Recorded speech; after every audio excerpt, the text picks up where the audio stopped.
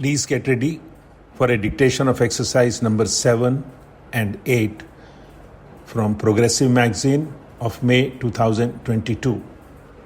5 seconds.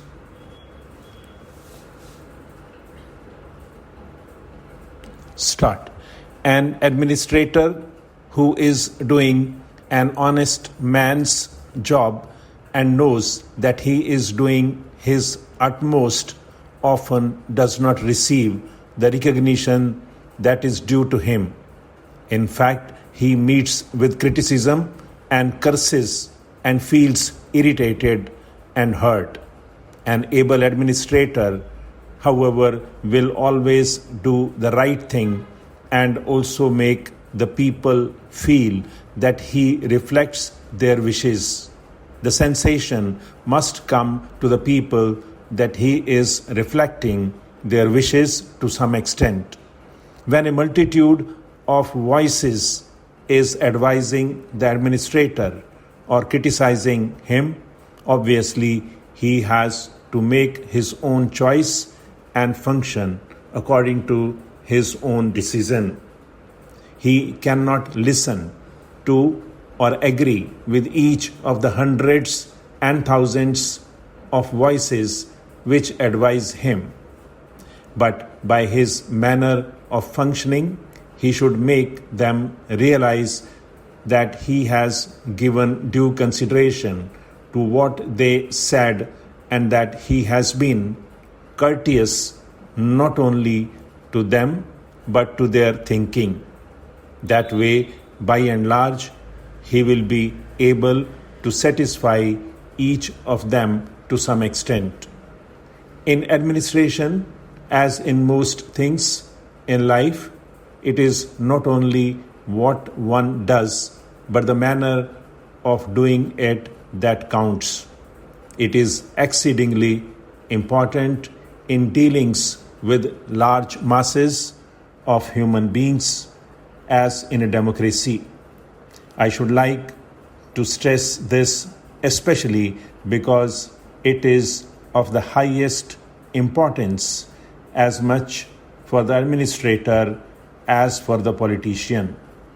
The politician realizes this in the normal course because he would have to go if he did not realize it quickly enough. The administrator, however, can continue much longer without realizing if fully, but there will be ill feeling against him and he will not be able to do his work adequately because most of it now involves the active cooperation of masses of people. The police functions of the state no longer dominate the scene. Each state wants to advance socially and economically. As a matter of fact, all public administration is bureaucracy in a way. The growth of socialism is the growth of bureaucracy. It is very odd that the people who shout most loudly against bureaucracy are the people who want more and more of it. That is what is involved in the growth of socialistic avenues of work. The administrator's work is becoming bigger and bigger.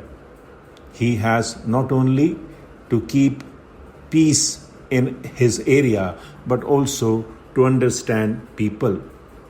Incidentally, the report of the director mentions a research project on local self-government.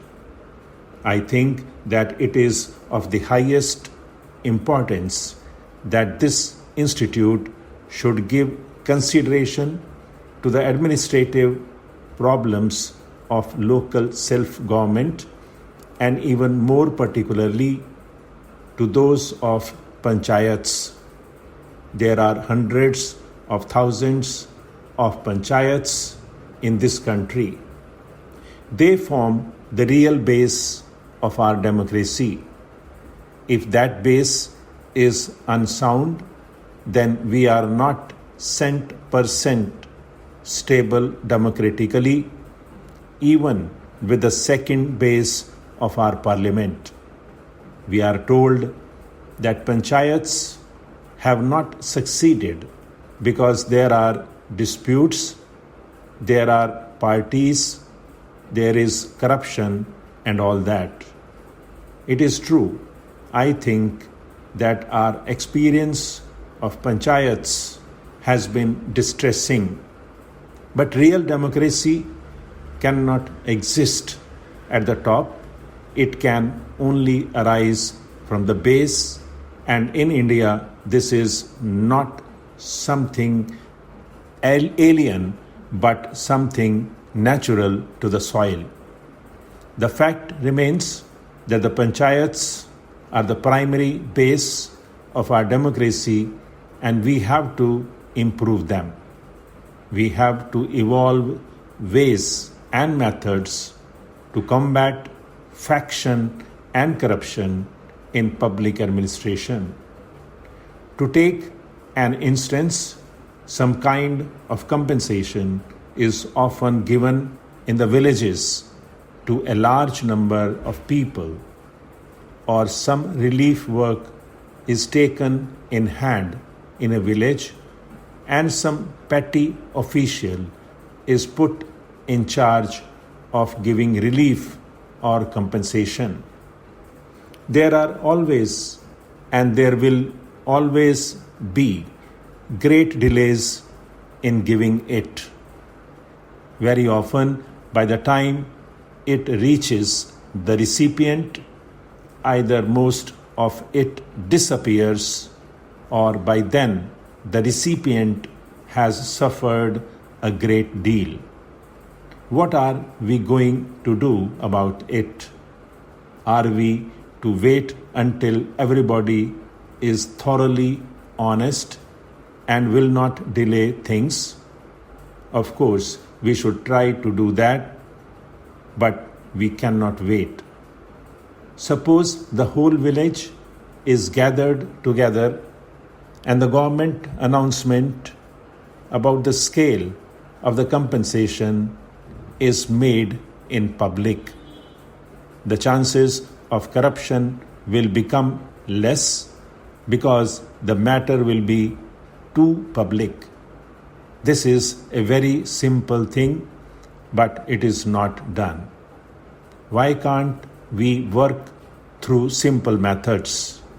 I have suggested that instead of summoning the people and making them come again and again, the official concerned should go to the village and call all the people, announce the government's decision about compensation publicly, and say, "Come along, take it here and now."